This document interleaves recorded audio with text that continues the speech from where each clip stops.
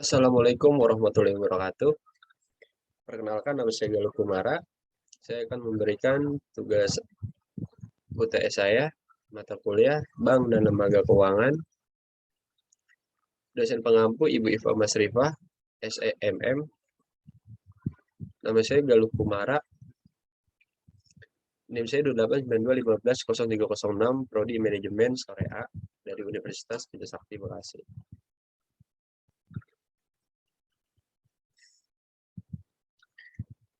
Saya akan menjelaskan pengertian asuransi.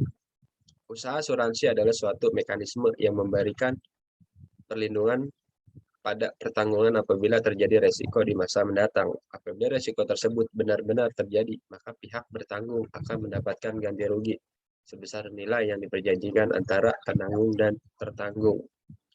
Asuransi merupakan suatu lembaga keuangan karena melalui asuransi dapat dihimpun dana besar yang dapat digunakan untuk membiayai pembangunan. Samping itu bermanfaat bagi masyarakat yang berpartisipasi dalam bisnis asuransi.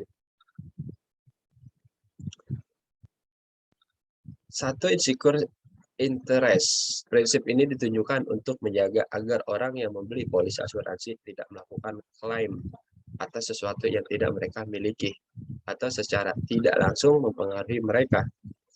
Indemnity, rugi dalam asuransi, berarti bahwa suatu polis melindungi Anda dari kerugian yang terjadi atas sesuatu yang diasuransikan.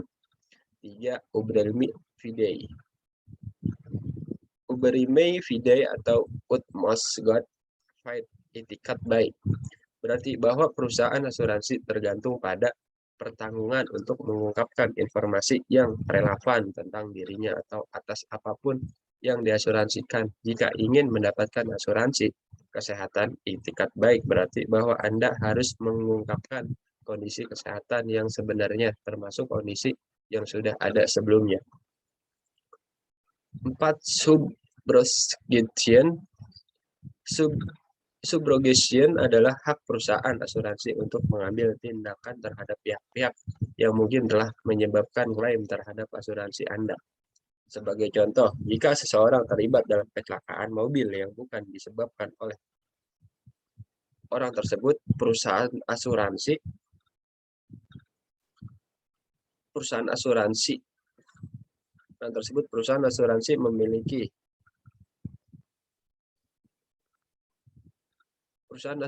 memiliki hak untuk mendapatkan ganti rugi dari orang yang menyebabkan kecelakaan atau perusahaan asuransi.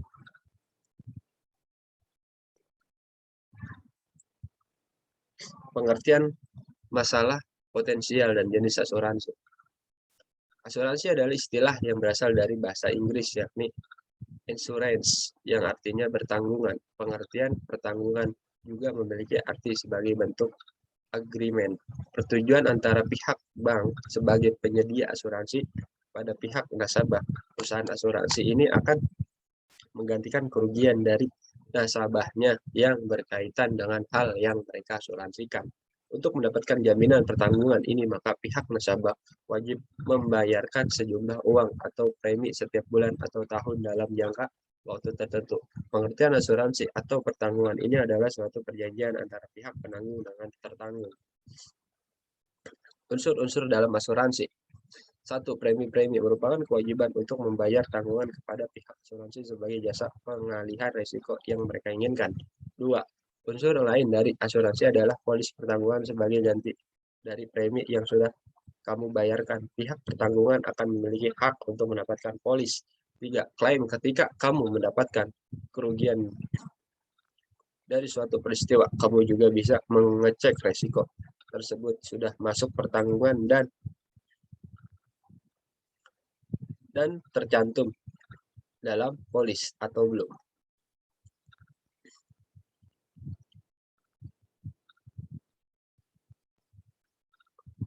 Fungsi asuransi.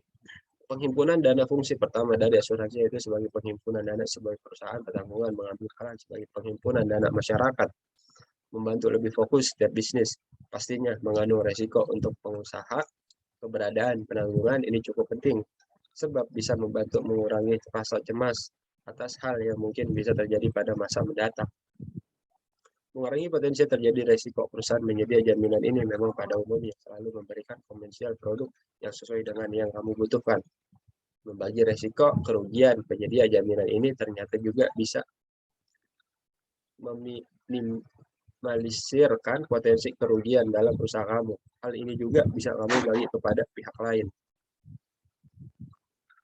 Jenis-jenis asuransi: 1. Asuransi kesehatan, 2. Asuransi jiwa, 3. Asuransi pendidikan, 4. Asuransi bisnis, 5. Asuransi kepemilikan rumah dan properti, 6. Asuransi kendaraan.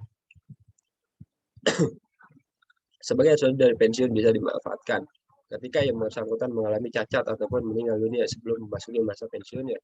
Sebagai tabungan, dana pensiun bisa dimanfaatkan sebagai tabungan yang bisa dilihat beberapa saldo setiap bulan. Jaminan masa pensiun, inilah fungsi yang paling utama, yaitu untuk menjamin kelanjutan pendapatan seorang ketika sudah tidak bekerja lagi karena memasuki usia pensiun. Fungsi dana pensiun. Tujuan dana pensiun: memberikan penghargaan kepada para karyawannya yang telah mengabdi di perusahaan tersebut, agar di masa usia pensiun karyawan tersebut tetap dapat menikmati hasil yang diperoleh setelah bekerja di perusahaannya.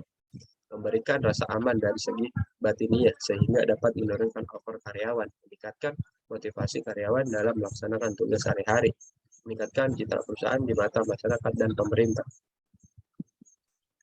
Prinsip dana pensiun sendiri yaitu mengelola dana dalam jangka panjang, yang tujuannya adalah memberikan jaminan penghasilan kepada para pekerja setelah tidak bekerja lagi. 7. Terdapat 7 prinsip dasar yang digunakan dalam pengelolaan dana pensiun tersebut, yaitu seperti di bawah ini. Kejelasan atas maksud serta tujuan program, independensi, akuntabilitas atau accountability, transparansi, terbuka atau transparensi, perlindungan konsumen, struktur pengendalian internal, kualifikasi badan penyelenggaraan, pengertian dan prinsip dasar dana pensiun. Manfaat pensiun. Pensiun moral normal. Rekrutmen usia pensiun normal adalah usia paling rendah di mana karyawan berhak untuk pensiun tanpa perlu persetujuan dari pemberi kerja dengan memperoleh manfaat pensiun penuh.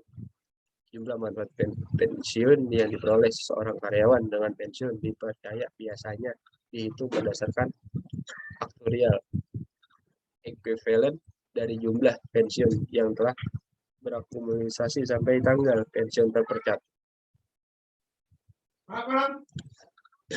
Daftar pusaka. Dan inilah daftar pusaka yang saya cantumkan dari tugas saya. Terima kasih. Assalamualaikum warahmatullahi wabarakatuh.